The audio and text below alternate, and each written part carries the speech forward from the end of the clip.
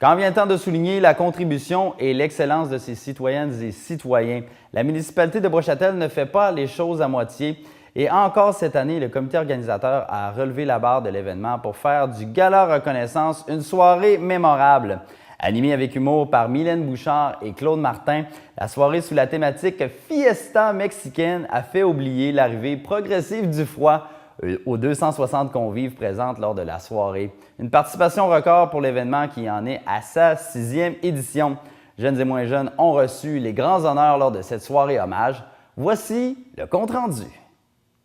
Dans la catégorie La persévérance scolaire, ce sont 6 jeunes du primaire qui ont fait preuve d'un sens très marqué de l'engagement et du dépassement de soi qui ont reçu la distinction de la persévérance scolaire. Les efforts soutenus qu'ils ont fournis pendant l'année scolaire leur ont permis d'atteindre leurs objectifs académiques, ce qui fait de Audrey Tremblay, première année, Mégane Arsenault, 2e année, Raphaël Ruland, 3e année, Mathieu Saint-Gelais, 4e année, Maxime Lachance, 5e année et Alicia Duchesne, 6e année, de véritables modèles de persévérance.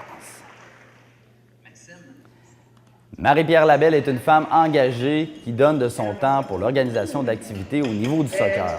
C'est pourquoi elle reçoit la mention des bénévoles de l'année. Impliquée bénévolement depuis 2009, elle s'occupe de plusieurs facettes du sport au sein de l'Association de soccer des Premières Seigneuries, en plus d'entraîner une équipe de garçons et d'assister la directrice technique du côté novice et aide novice.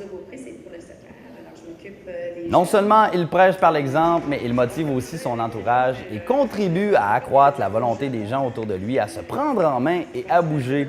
Pour ces raisons, le grand sportif Éric Pinault est le candidat tout désigné pour recevoir la distinction du citoyen en santé.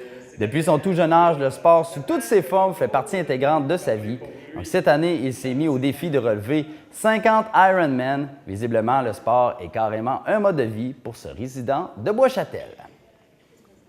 Reconnue en ski acrobatique pour ses performances, Naomi Boudreau-Guertin, la jeune athlète, remporte le titre d'athlète de l'année.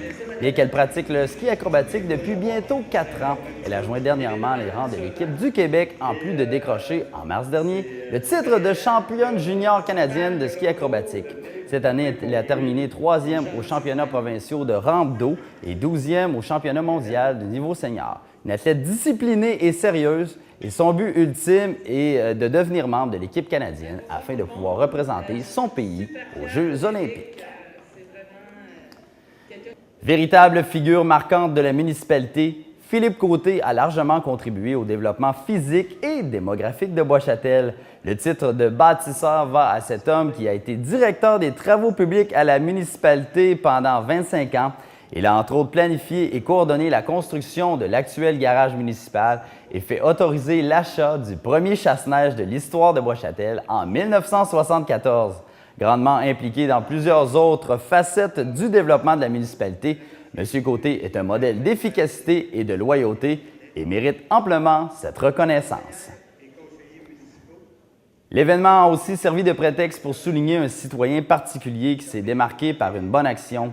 Le sergent superviseur pour la Sûreté du Québec, François Dubois, a été chaudement applaudi par la salle, notamment pour ses actions en Amérique du Sud et son implication à différents niveaux en Haïti. Pour l'ensemble de ses réalisations, le sergent Dubois fut décoré de la médaille du maintien de la paix, la médaille des Nations unies et la médaille du jubilé de diamant et de la reine Élisabeth II. Il a aussi été sélectionné comme policier de l'année au Canada et s'est mérité le prix de police du Canada en maintien de l'ordre international.